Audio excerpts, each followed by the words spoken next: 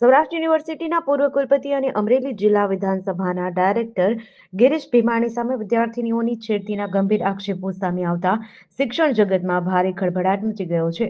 Mount આબુના શૈક્ષણિક પ્રવાસ દરમિયાન દારૂના નશામાં અનેક વિદ્યાર્થીનીઓ સાથે અડપલા અને અશોભનીય વર્તન કર્યાનો આરોપ છે. આ મામલે એનએસયુઆઈ દ્વારા ઉગ્ર વિરોધ નોંધી ગિરીશ ભીમાણીનું પુતળા દહન કર્યું હતું. એનએસયુઆઈના નેતાઓએ આરોપ લગાવ્યો છે કે રાજકીય પહોંચના કારણે આરોપીને બચાવવાનો પ્રયાસ થઈ રહ્યો છે અને માઉન્ટ આબુની હોટલના સીસીટીવી ફૂટેજ તપાસવામાં આવે તો સત્ય બહાર આવશે. ઘટનાની ગંભીરતાને જોતા અમરેલી જિલ્લા વિધાનસભાએ ગિરીશ ભીમાણીને સંસ્થાના તમામ પદો અને જવાબદારીઓમાંથી તાત્કાલિક સસ્પેન્ડ કર્યા છે. બીજી તરફ એનએસયુઆઈ કાર્યકર્તાઓએ યુનિવર્સિટીમાં જઈ ગિરીશ ભીમાણીનું કાળું મોઢું કરી આક્રોશ વ્યક્ત કર્યો હતો.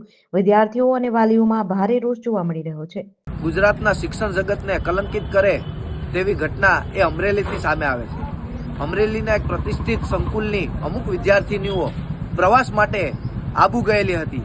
ત્યારે ત્યાંના ડાયરેક્ટર અને સૌરાષ્ટ્ર યુનિવર્સિટીના ભૂતપૂર્વ કુલપતિ અને ભાજપના કાર્યકર એવા ગિરીશ ભીમાણી પણ તેમની પાછળ ત્યાં આબુ ગયા હતા. અને મળતી માહિતી મુજબ આ ગિરીશ ભીમાણી દ્વારા ફૂલ દારૂના નશાની હાલતમાં એ વિદ્યાર્થીનીઓ સાથે છેડતી અને અડપલા કર્યા છે એવી વિગતો અમારી પાસે મળી રહી છે. ત્યારે ગુજરાત એનએસયુઆઈ દ્વારા આજે જે સંસ્થા સાથે જોડાયેલા છે, પોતાની કોલેજ છે, એ કોલેજની બહાર ગિરીશ ભીમાણીનું પુતળું બાળી અને આજે એનએસયુઆઈ દ્વારા વિરોધ પ્રદર્શન કરી રહ્યા છે અને ગુજરાતના શિક્ષણ વિભાગ અને સરકાર પાસે એક માંગ કરી રહ્યા છે કે આ ગિરીશ ભીમાણી ઉપર કડકમાં કડક પગલાં લેવામાં આવે.